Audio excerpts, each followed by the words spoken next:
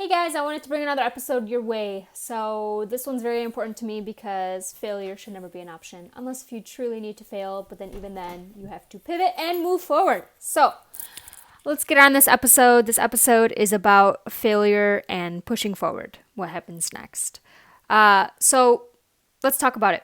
You failed, you threw in the towel. Now what?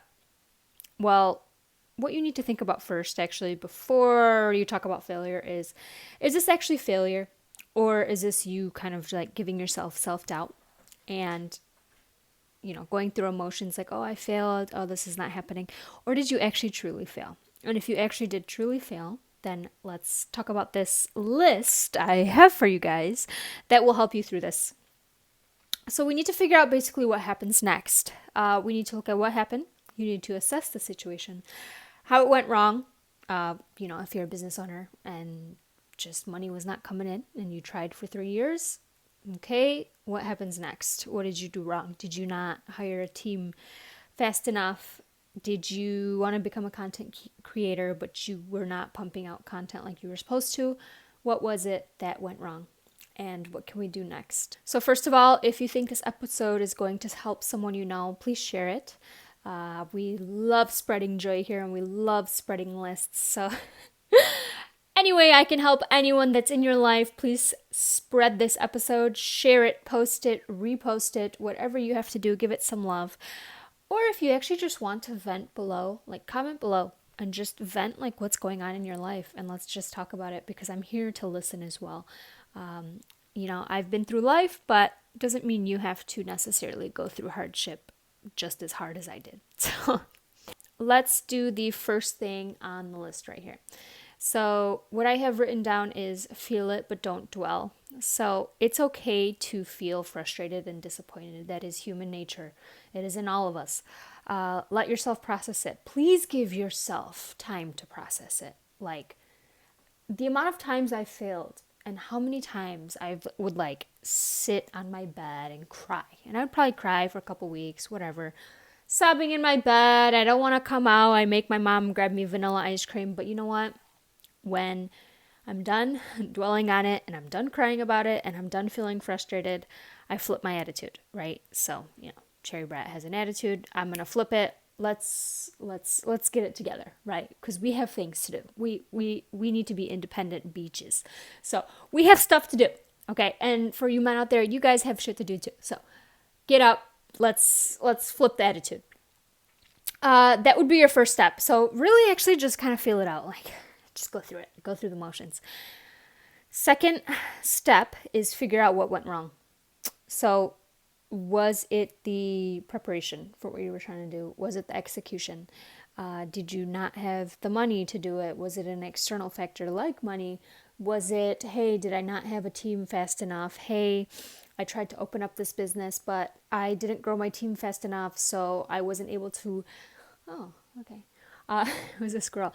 I had a team and I wasn't able to grow it fast enough and, XYZ, or, hey, I didn't have a team and, I juggled too many things at once. Whatever it is, figure out what went wrong. Step number 3 would be extract the lesson. So failure is never wasted when you learn from it. What did you learn from your failure? Did you learn that, hey, maybe I'm not that good at negotiation? Did I learn that maybe I'm not a team player for real? Did I learn that maybe I can't juggle a team? Did I learn that maybe I needed to do different content as a content creator and I wasn't pushing it out fast enough? What are you learning from this process? What are you learning from this failure? Because failure is always a lesson. Like you're always learning something from it. So if you're going to pick yourself back up and do it again or do something else, what are you going to do differently next time? So this goes back to number 2 where it's like, hey, make sure you journal that because then you can extract the lesson you need to learn from this. And let's say you want to try that thing again. Are you going to be more patient with yourself and be more self-aware on what you did wrong the first time?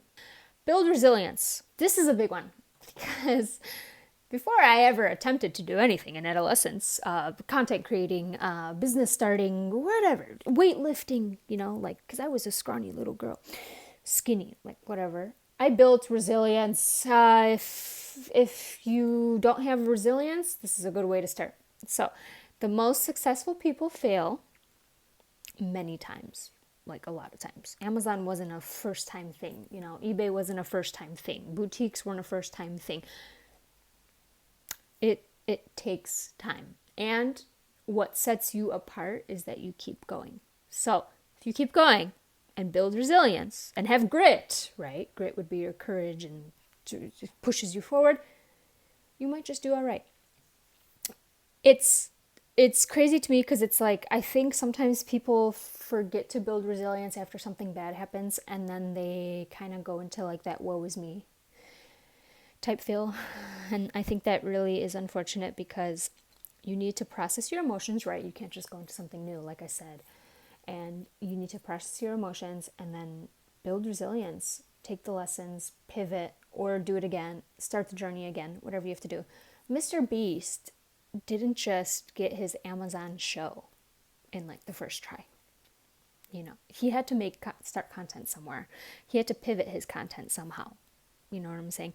Amazon didn't become Amazon overnight. Like, do you know, they started as books. So it's like, it was just a bookstore, an online bookstore. And now it sells cars. So think about that, because you know how many times Jeff Bezos had to fail before, like he had to really build resilience there. This, and building resilience can be for anyone, right? So like, athletes, LeBron James, you got, entrepreneurs that, fill maybe 5 different businesses, but then that one sticks and they become millionaires. You have your serial entrepreneurs where they're running 5 businesses at once because they built up so much resilience. They're like, all right, I'm just going to run them all 5 at once, bravo on that one. It's, at the end of the day, building resilience is the courage to keep going. And I really recommend, like, hey, like maybe write some quotes down on that. Write down your lessons and keep pushing forward. It's resilience and grit, and it's the courage to keep going. And with that, I'm going to leave you my favorite quote from Thomas Edison, which we all know. There you go, another one that kept failing until he got it. This is the quote to ponder. I have not failed. I have just found 10,000 ways that won't work. So I need you to write that one down. Jot that one down. Have that one as a reminder on your calendar, and we'll get back to this topic. So if this helped you in any way, please feel free to comment, share, like, subscribe, do all the fun stuff that I love. If you want to vent on something, comment below. Let's talk about it. And I hope this episode really did help you guys. So have a wonderful day. Cheers.